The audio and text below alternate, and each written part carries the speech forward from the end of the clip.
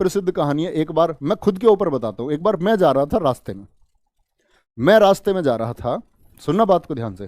तो धूप बहुत पड़ रही थी, बहुत बहुत तेज धूप।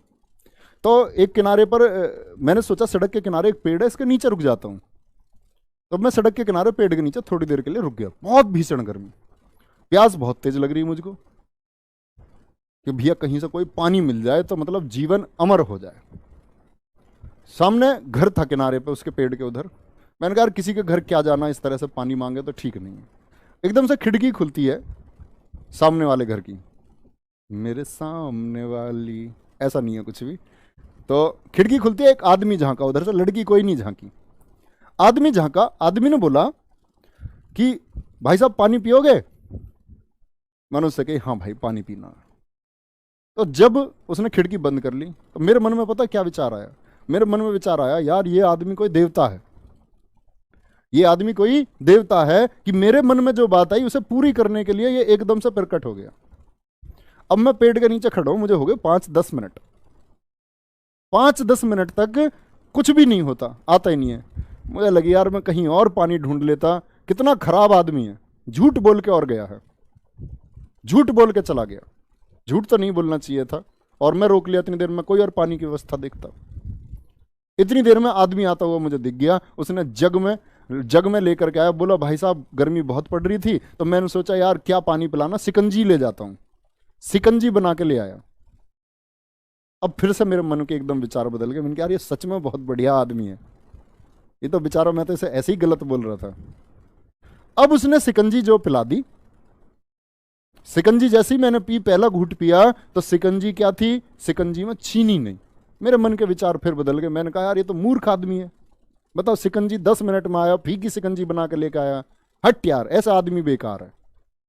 उसने इतनी देर में जेब में से अपने में से चीनी निकाली। बोला मैं ये सोच रहा भाई साहब कहीं आपको शुगर तो नहीं है, तो मैं फिर आपसे पूछ के ही चीनी डाल देता हूँ। मैंने कहा यार मैं इस आदमी के बारे में क्या सोच रहा था, ये कहीं मेरा ही दोस्त तो नहीं है। तो समझ रहे हो आप इस बात को? तो भैया ये जो मन की स्थिति होती है ना, ये व्यक्ति की स्थायी नहीं होती है, बदलती रहती है। तो आपको कभी जीवन में इस बात की चिंता नहीं करनी चाहिए कि फलाना अमुक इंसान आज आपके बारे में क्या बोल रहा है।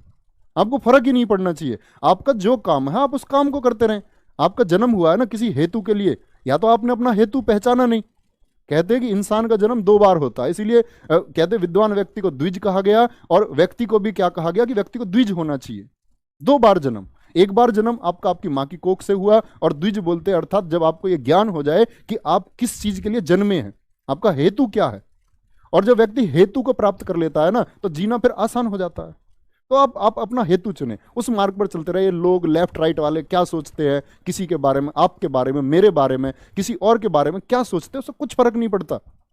लोगों की थिंकिंग बदलती रहती है। आज ये जिसको अच्छा बताते हैं कल उसको बुरा बताते हैं। ये जिसको कल बुरा बता रहे थे वो इनके लिए आज देवता बन जाता है। जो आज देवता है वो कल इनके लिए सबसे बेकार हो जाता है।